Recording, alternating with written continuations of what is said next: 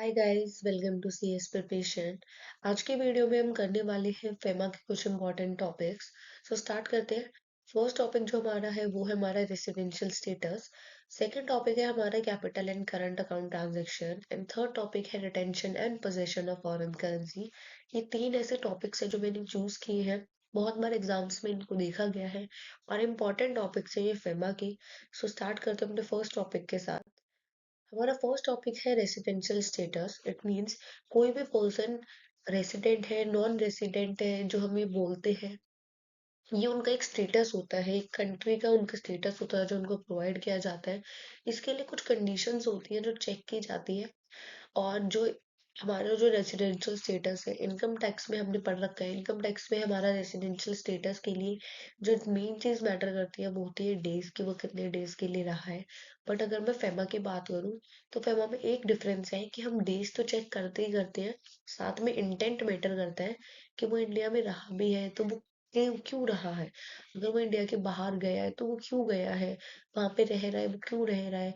बेशक वो पिछले साल हमारा जो बेसिक रूल है, जो 182 डेज वाले कंडीशन है, उसको फुलफिल कर रहा है नहीं कर रहा है। फर्स्ट बेसिक रूल हमारा जो है, फर्स्ट कंडीशन वो है कि 182 डेज वो रहा है या नहीं रहा। अगर कोई 182 दिन से ज्यादा इंडिया में रहा है तो उसको हम पर्सन रेसिडेंट इन इंडिया बोलते हैं। अगर कोई पर्सन 182 डेज से भी कम रहा है तो उसको पर्सन रेसिडेंट आउटसाइड इंडिया बोलते हैं। प्रीवियस फाइनेंशियल ईयर में हमें ये चेक करना रहता है कि इंडिया के अंदर वो कितने दिन रहा है, कितने दिन नहीं रहा है।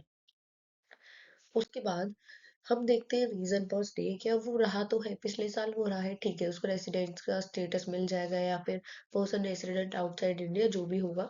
बट हमारा केस वन इसके अंदर क्या आता है कि अगर कोई पर्सन फॉर एग्जाम्पल बाहर जा रहा है, इंडिया से बाहर गया है, अगर वो इन तीन पर्पज के लिए गया है तो बेशक वो पिछले साल 182 डेज से ज्यादा रहा हो, वो उसी वक्त हमारा पर्सन रेसिडेंट आउटसाइड इंडिया बन जाएगा।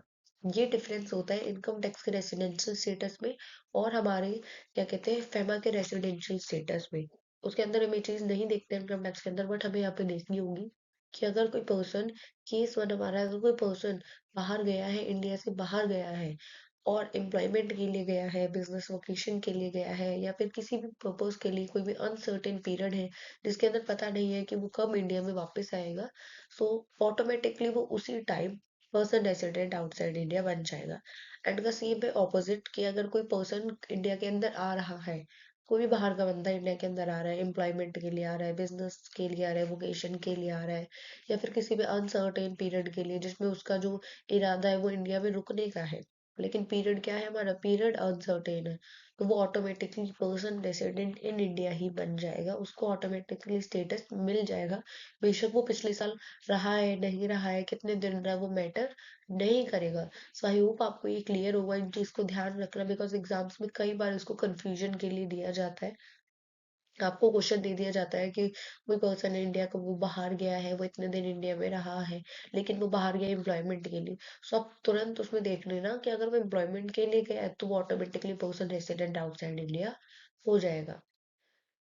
उसके बाद एक आरबीआई ने क्लेरिफिकेशन निकाली थी कि स्टूडेंट्स जो आउटसाइड स्टडी के लिए बाहर जाते हैं उनका स्टेटस क्या होगा, उनका क्या मतलब प्रीवियस फाइनेंशियल ईयर में कंडीशन देखी जाएगी या नहीं देखी जाएगी। तो आरबीआई ने डिक्लेयर किया कि अगर कोई पर्सन स्टडी के लिए बाहर जाने वाला है तो हमेशा वो PROI डिक्लेयर कर दिया जाएगा, it mean person resident outside India declare कर दिया जाएगा। बिकॉज वो एक अनसर्टेन पीरियड के लिए बाहर जाता है, लंबे समय के लिए बाहर जाता है, तो वो ऑटोमेटिकली क्या बन जाएगा, पर्सन रेसिडेंट आउटसाइड इंडिया बन जाएगा। सो ये पॉइंट थोड़ा सा ध्यान रखने का है, एग्जाम्स में रिपीट होता है। एंड स्टूडेंट पॉइंट को प्लीज ध्यान रखिएगा, थोड़ा सा इसमें आप कंफ्यूज हो सकते हैं क्योंकि आरबीआई की एक तरीके से आपको डिक्लेरेशन है उन्होंने निकाली है, सो आपको ये ध्यान रखना है, क्वेश्चन में आ सकता है। उसके अलावा जो हमारा सेकंड टॉपिक था वो था capital and current account transactions. कई बार इसमें से क्वेश्चन बना हुआ है कि like prohibited current account transactions बताओ, या फिर कौन से ट्रांजेक्शन है कैपिटल अकाउंट के जो परमिसिबल है। स्टार्ट करते हैं। कैपिटल अकाउंट ट्रांजेक्शन का मैं आपको मतलब बता देती हूँ। ऐसे ट्रांजेक्शंस जो एसेट्स और लाइबिलिटी को ऑल्टर करती है जैसे कि मैंने यहाँ पे लिखा है, ये वो ट्रांजेक्शन्स हैं जो इंडिया के बाहर हमारे एसेट्स और लाइबिलिटीज को ऑल्टर करती है। अगर हम ये ट्रांजेक्शन करेंगे तो हमारे एसेट्स और लाइबिलिटीज पे फर्क आ सकता है। अब कुछ ट्रांजेक्शन्स होती हैं जो रेसिडेंट्स के लिए परमिसिबल है कि वो इनको कर सकता है। इसके अलावा जो ट्रांजेक्शन्स होती हैं उनके लिए आपको परमिशन लेनी पड़ती है गवर्नमेंट की, आरबीआई की, या फिर कुछ ऐसी होती है जो रेस्ट्रिक्टेड भी होती है। सो जो परमिसिबल ट्रांजेक्शन है वो कई बार एग्जाम्स में पूछी गई है कि रेसिडेंट के लिए आप परमिसिबल कैपिटल अकाउंट ट्रांजेक्शन्स बताओ जो वो कर सकते हैं। सो फर्स्ट हमारी जो आती है परमिसिबल, वो आती है कि वो फॉरेन सिक्योरिटीज में इन्वेस्ट कर सकते हैं।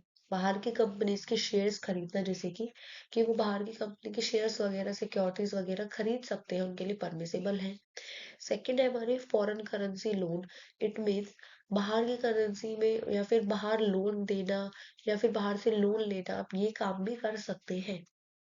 थर्ड है हमारा immovable property. It means India के बाहर आप कोई भी लैंड हो गया, कोई भी प्रॉपर्टी हो गया, कोई भी हाउस हो गया, ये सब आप खरीद सकते हैं, लेकिन इसकी भी कुछ कंडीशंस है। उसके बाद फोर्थ जो आपके लिए परमिसिबल है कि आप गारंटीज प्रोवाइड कर सकते हैं।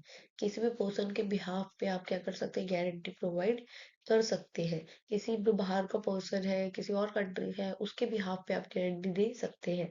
तो ये थी हमारे कुछ परमिसिबल कैपिटल अकाउंट ट्रांजेक्शन।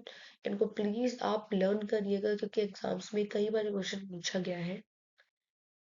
इसके अलावा हम बात करते हैं हमारा next topic, current account transactions. Current account and capital account में एक ही डिफरेंस है कि कैपिटल अकाउंट ट्रांजैक्शन हमारी एसेट्स एंड लाइबिलिटीज को ऑल्टर करती है, लेकिन करंट अकाउंट ट्रांजैक्शंस वो ट्रांजैक्शन है जो इंडिया के बाहर हमारे एसेट्स एंड लाइबिलिटीज को ऑल्टर नहीं करती है।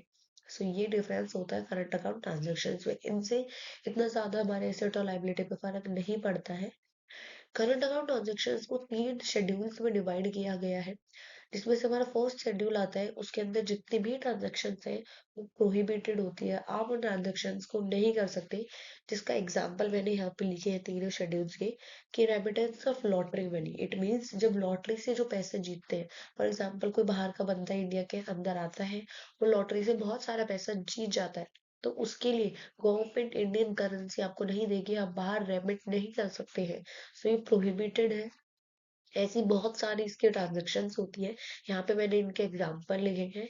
सेकंड अगर मैं बात करूँ शेड्यूल 2 एंड शेड्यूल 3 जो होती है, वो मेरी रेस्ट्रिक्टेड ट्रांजेक्शन्स होती है, प्रोहिबिटेड नहीं होती है। रेस्ट्रिक्टेड का मतलब होता है कि इसमें आपको परमिशन चाहिए होती है, प्रोहिबिटेड का होता है जो बिल्कुल प्रोहिबिटेड होती है, जो आप कर ही नहीं सकते। सो शेड्यूल 2 के अंदर जो ट्रांजेक्शन्स होती है उनके लिए हमें गवर्नमेंट की परमिशन चाहिए होती है। जिसका एग्जाम्पल है हमारा कल्चरल टूर। कल्चरल टूर्स हो गए, या फिर जैसे कि स्पोर्ट्स वगैरह से जो पैसा मिलता है उसको बाहर अगर रिपीट करना है, तो कॉल बैक सर्विसेज हो गई। ऐसी बहुत सारी ट्रांजेक्शन्स होती हैं जिनके लिए वो गवर्नमेंट की परमिशन लेनी पड़ेगी, तभी आप उन ट्रांजेक्शन्स को कर सकते हैं। सो ये प्रोहिबिटेड नहीं है, ये रेस्ट्रिक्टेड होती है। आप इन ट्रांजेक्शन्स को कर सकते हैं लेकिन परमिशन के साथ। थर्ड हमारी जो बचती है वो होती है शेड्यूल 3। शेड्यूल 3 के अंदर जितने ट्रांजेक्शन हैं उनके लिए आपको आरबीआई की परमिशन लेनी पड़ती है।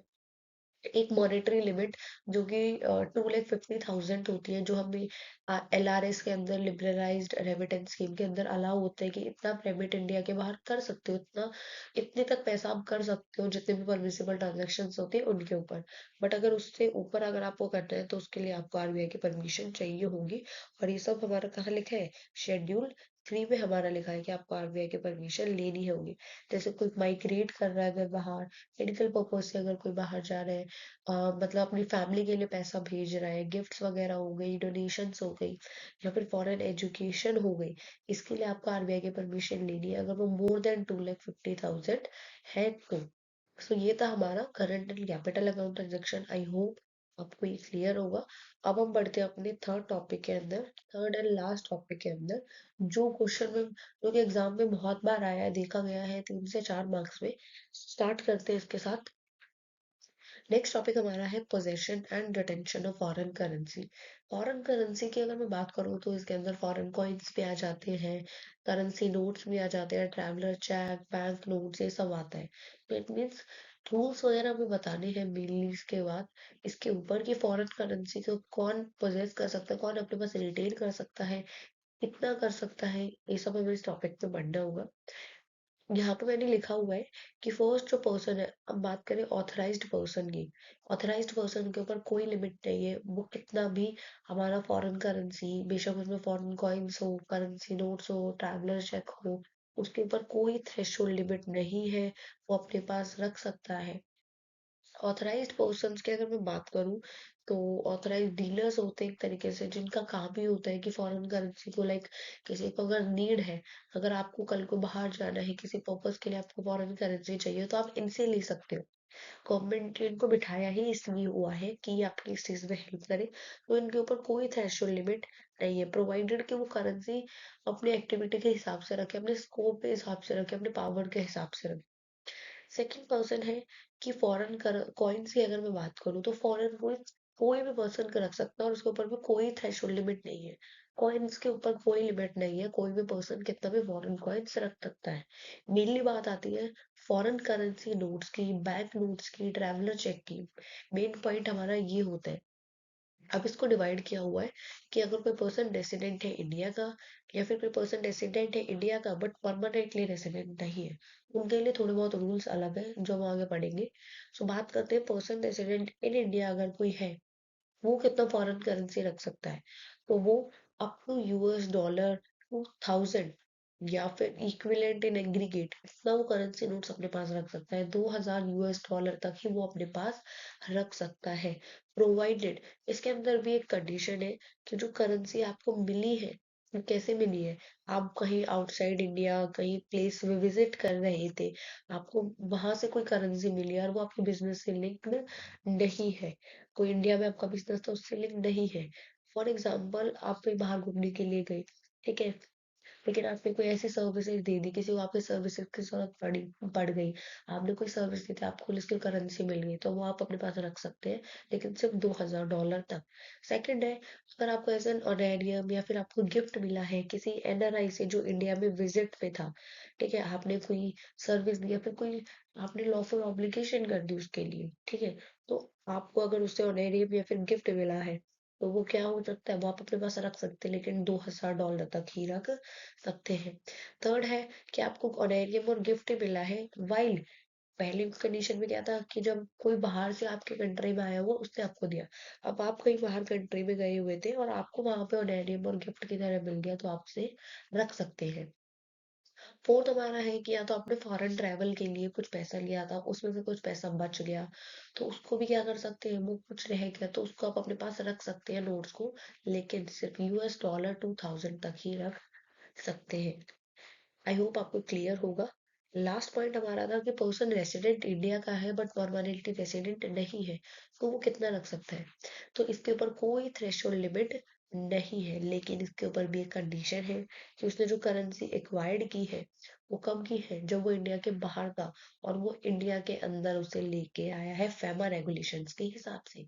इट मीन्स उन पर्सन ने करेंसी अर्न करी थी जब वो बाहर का था और वो इंडिया के अंदर ला रहा है, तो इंडिया के अंदर बेनिफिट है, तो इंडिया को तो बेनिफिट होगा, तो इंडिया क्यों मना करेगा। लेकिन वो फैमा के रूल्स के हिसाब से अगर लेके आएगा तो वो अपने पास रख सकता है और उसके ऊपर कोई थ्रेशोल्ड लिमिट नहीं है। तो ये थे आज के हमारे 3 इंपॉर्टेंट टॉपिक। आई होप आपको वीडियो पसंद आई होगी। Please comment in the section below कि आपको नेक्स्ट वीडियो किस टॉपिक पे चाहिए, and subscribe for more videos.